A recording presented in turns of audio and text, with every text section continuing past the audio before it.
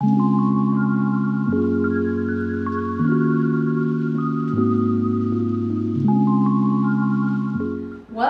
on Italian's Kitchen. Today I'm going to show you a classic from the south of Italy. Ragù napoletano actually means ragu from Naples, so it's basically their version of the ragu. So what is the difference between the one we're making today and, for example, the well-known ragù alla bolognese? They're both cooked in the tomato sauce, so they're both red sauces for pasta or gnocchi. They're both requiring a very long, gentle, low flame cooking time. The main difference, it's within the meat we're using. Whereas in the ragù alla bolognese we are using ground beef or pork, here we are dealing with whole pieces of meat. So we're actually putting in the tomato sauce the whole piece of meat. And that's because we're not eating them with the pasta and the tomato, we're eating them as a second course afterwards with a side of vegetables fried, by the way. So it's very long to make, but it's probably even longer to eat. That's why nowadays it's usually the Sunday lunch, because you need to spare those 4 to 5 hours to eat all that stuff. So let's have a look at the ingredients. We have some tomato sauce here. I'm using actually this brand because I find it very balanced in the amount of salt, acidity and sweetness. We need about 3 liters. By the way, I'm doing, as it is very long to make, I'm doing usually a big amount of it, and then you can set in the freezer what you have left and then just defrost it and use it again. So 3 liters of this. Then we have some sausages. I'm doing 4 today. Some pork ribs. Some beef blood. You can put inside so many other kinds of meat. For example, meatballs, if you have them, you can just add them. You can avoid some things and put them other things. It's totally fine.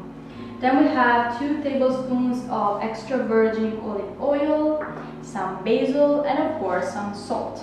Let's get started.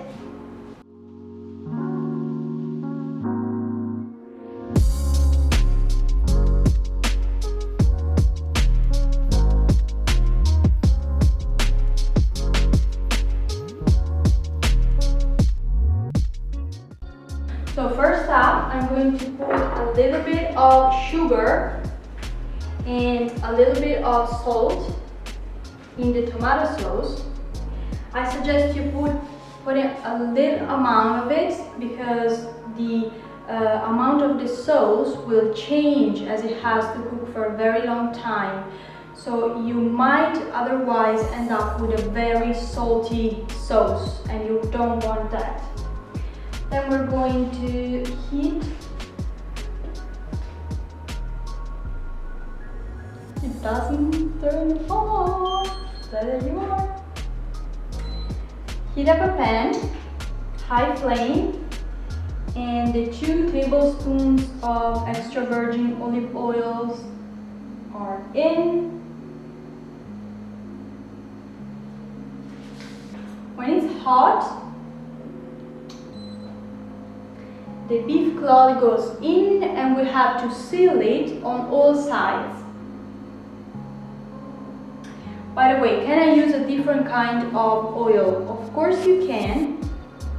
Just be careful of the point at which it burns, the oil burns, and of course if you use a different kind of oil, it won't have the same flavor as extra virgin olive oil.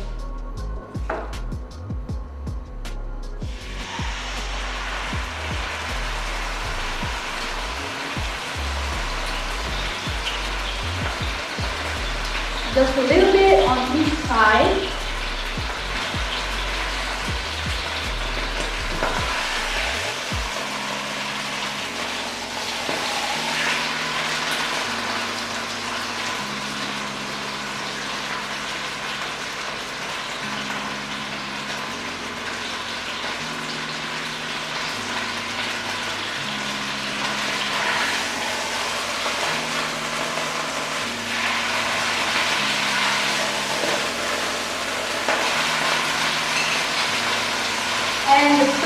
veggies go in.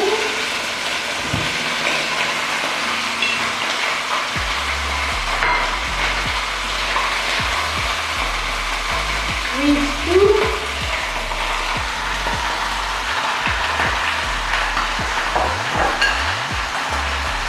Tomato sauce.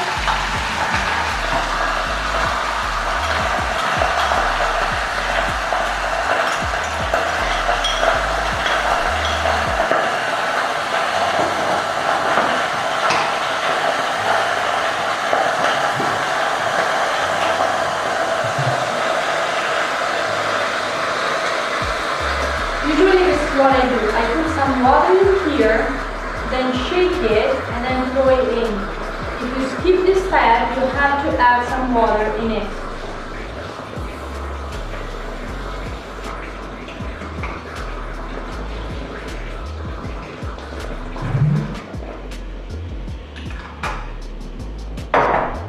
It's really a big amount of sauce.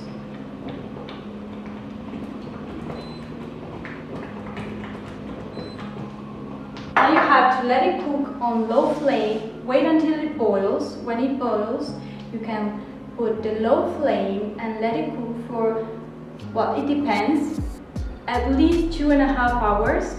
If you do it for 4, it's better.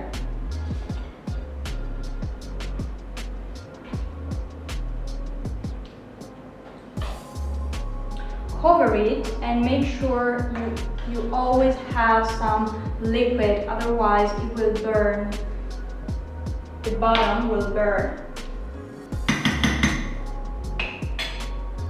So our ragu has been cooking for 4 hours.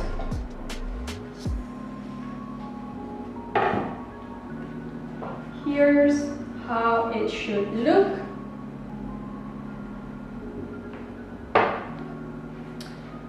So as you can see, the sauce is a little bit runny. I like it this way. If you want to have a thicker sauce, you can just take off the lid half an hour, even more, before you switch the flame off. I'm taking the meat out, and it goes as a second course with some veggies, as I told you before.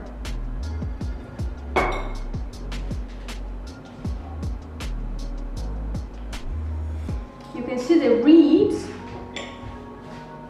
the bone just breaks. It's so soft, you can just cut it with your fork. Looks delicious. I want a piece of sausage as well. This is the beef clot. It broke apart cooking. Oh, here you have a little bit of sausage. I've added some basil. Just when you switch off the flame, remember to not add it too early because leaves are very delicate.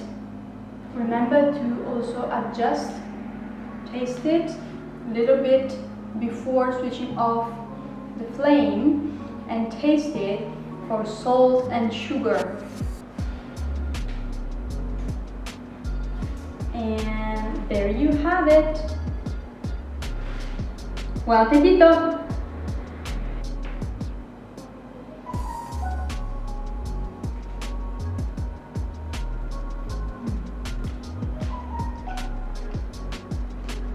Sausage is super soft.